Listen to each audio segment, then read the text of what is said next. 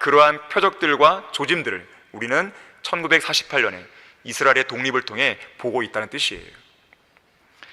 여섯 번째로 순수한 언어인 히브리어가 회복되었습니다. 자, 일곱 번째, 세켈. 세켈이 1980년에 표준적인 이스라엘의 화폐 단위로 부활했습니다. 자, 여덟 번째는요, 이스라엘의 옛 도성들이 재건되고 있다는 것이죠. 이러한 것들은 부분적인 성취일 뿐이에요. 완전한 성취는 예수님의 재림 때에 이루어지게 됩니다.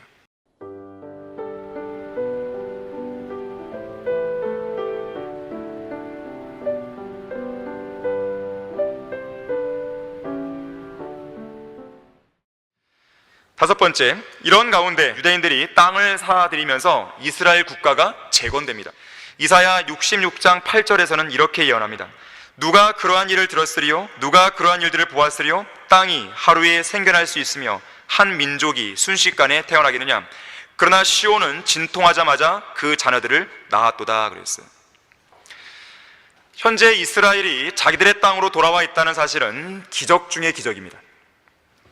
인류의 역사를 주관하시는 살아계신 하나님의 섭리적인 돌보심과 보호하심이 없이는 절대로 일어날 수 없는 일이에요.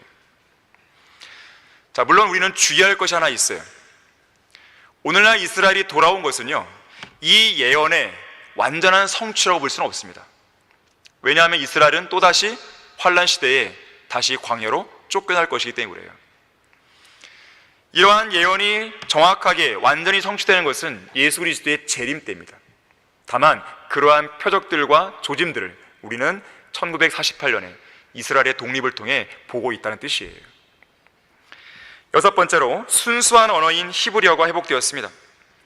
그때 내가 백성에게 순수한 언어를 돌려주리니 그들이 모두 주의 이름을 부르며 한 마음으로 그를 섬길 것입니다.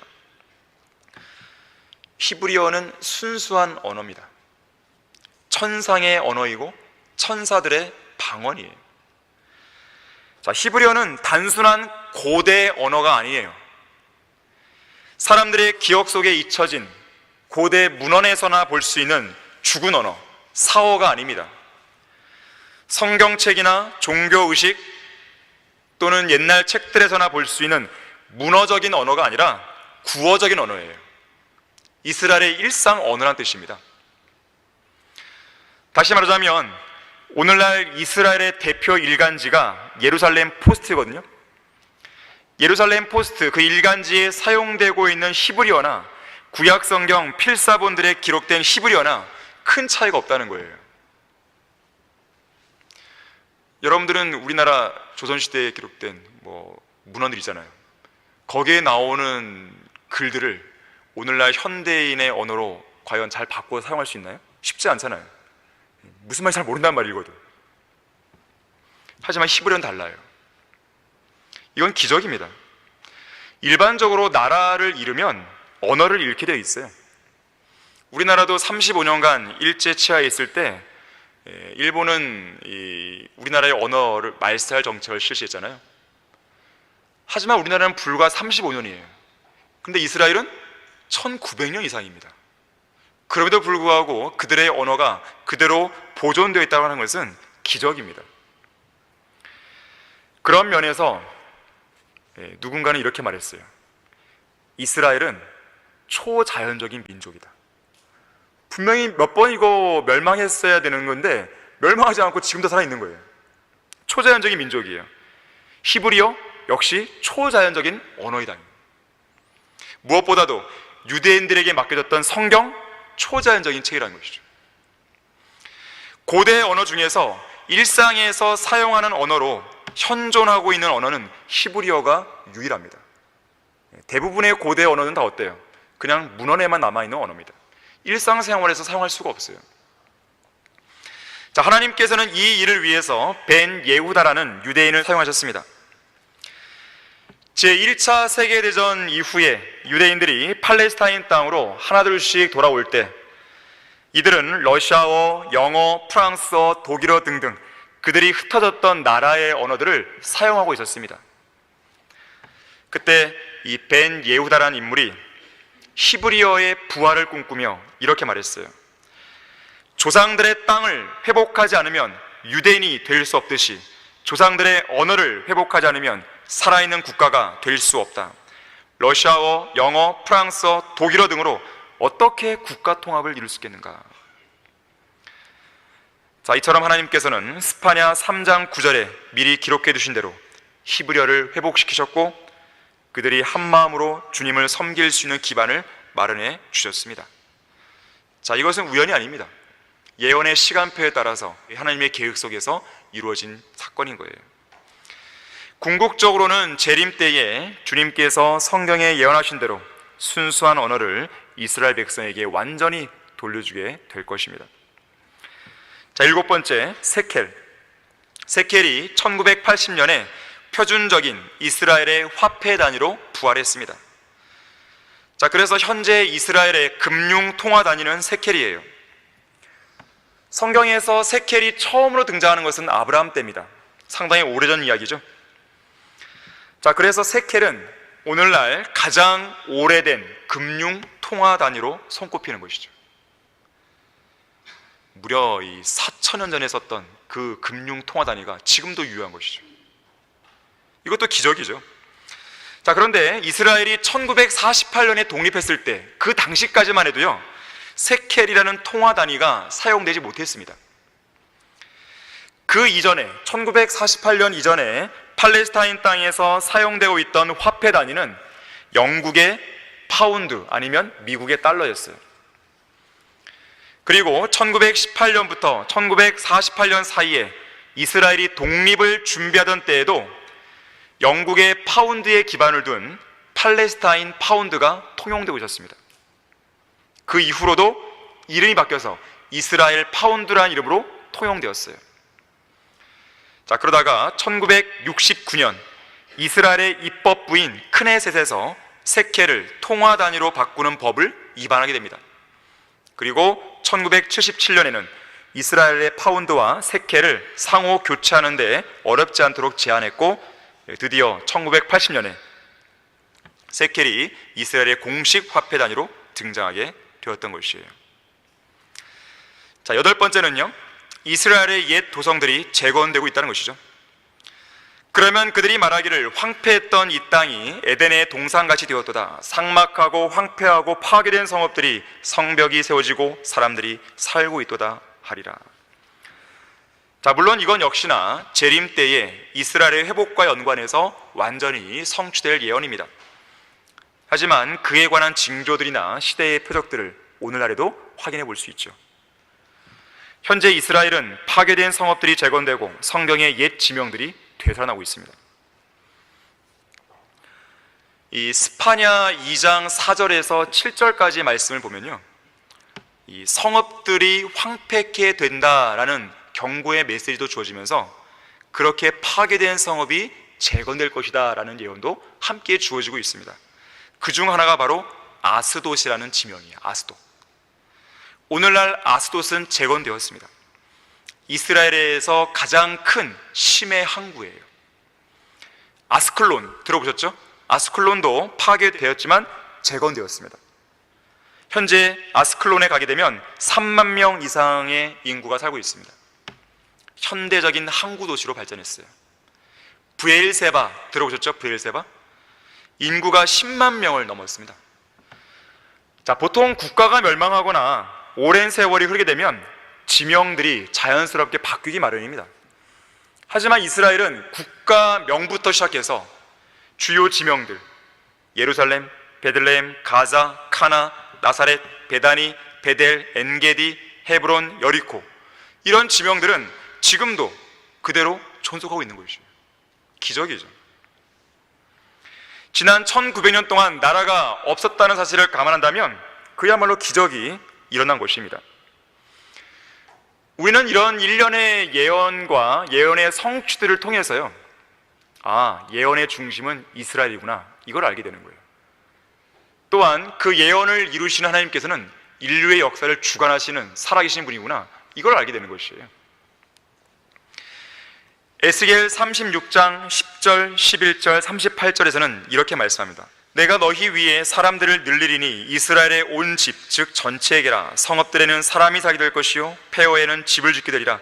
내가 너희 위에 사람과 짐승을 늘릴 것이니 그들은 번성하고 소산을 낼 것이라. 내가 너희를 너희의 옛 땅을 따라 정착시키며 너희의 처음보다 너희에게 더 잘해주리라. 그러면 너희는 내가 주인 줄 알리라. 38절도 보시면요, 거룩한 양떼처럼 예루살렘의 정한 명절들에 그녀의 양떼처럼 삭막한 성읍들이 사람들의 때로 채워지리니 그리하면 그들이 내가 주인 줄 알리라. 자, 오늘날 이스라엘에서는 이 예언들이 그대로 성취되고 있음을 확인할 수 있습니다. 이스라엘의 인구가 증가하고 있죠. 또 성읍들이 재건되었죠.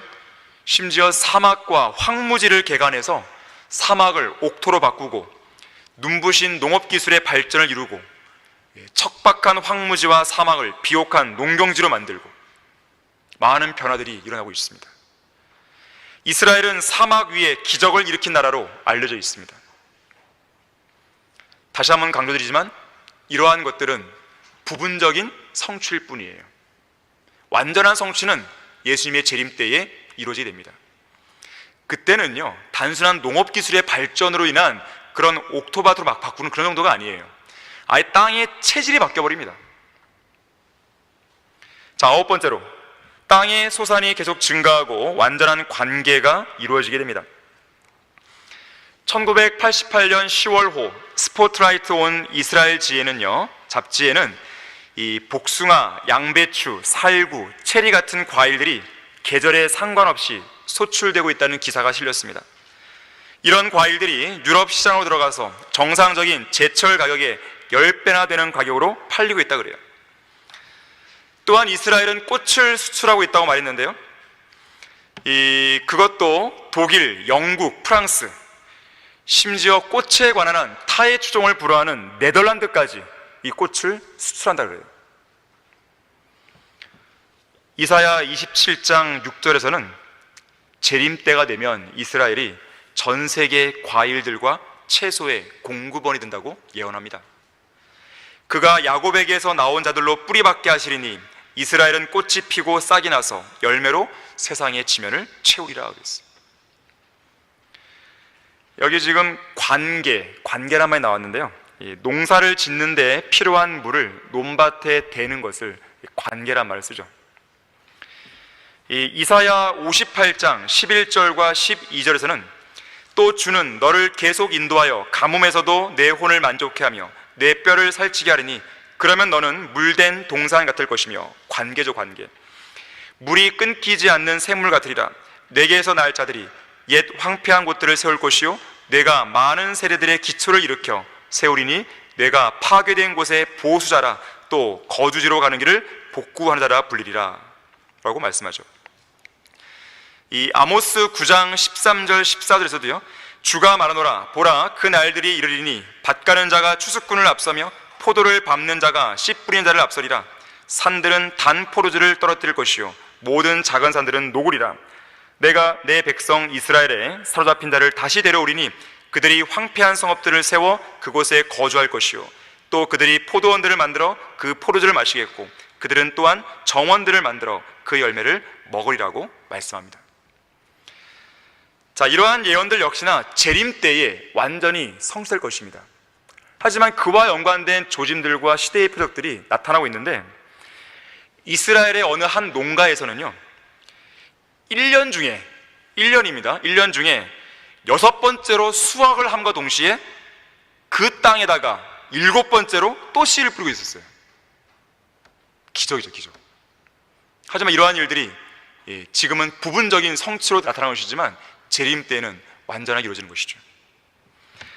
자, 그 다음으로는요, 숲에 나무들이 자라나고 독수리를 위시한 맹금류가 1500년 만에 이스라엘 땅에 다시 둥지를 틀었다는 것입니다. 이러한 새들은 한 둥지에 4개의 알을 낳아요. 번식력이 대단합니다.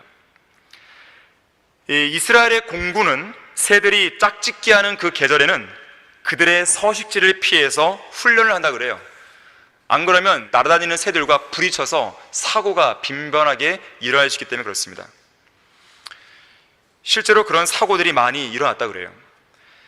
1973년 중동 전쟁 이후로 펠리컨, 황새, 기타 맹금류들 때문에 추락하고 파손된 이스라엘 전투기들의 숫자를 헤아려 보니까 아랍 연합군이 보유하고 있던 전체 전투기 수보다 더 많았다고, 물론 약간 과장된 숫자가 있는 것 같아요. 한 공군 조종사가 말했습니다. 그만큼 사고가 많이 났다는 거죠. 이스라엘은 주변 아랍국들과의 그런 관계를 통해 보면 늘 이 적들을 두고 있는 거잖아요. 그렇게 본다면 막강한 공군력을 소유하는 건 당연해야 되는 것이고, 그런 공군들이 훈련할 수 있는 장소가 필요한데, 이스라엘 땅을 현재 보세요. 좁잖아요. 이스라엘 영공이 좁단 말이에요. 하늘 영공도 좁을 뿐만 아니라 거기에 새들도 막 날아다녀요. 쉽지가 않은 거죠, 훈련이. 특히 이러한 새들이 날아다니는 무깃도 골짜기는 예수님의 재림 때 일어날 아마겟돈 전쟁이 벌어질 것으로 예언된 장소입니다. 이스라엘의 전략적 공군 기지도 바로 그곳에 마련되어 있다고 그래요. 성경은 뭐라고 합니까? 어디든지 시체가 있는 곳에는 독수리도 함께 보인다. 바로 아마겟돈 전쟁에 널브러져 있을 시체들을 말씀하는 거죠. 그리스도인은 한글 킹제임스 성경을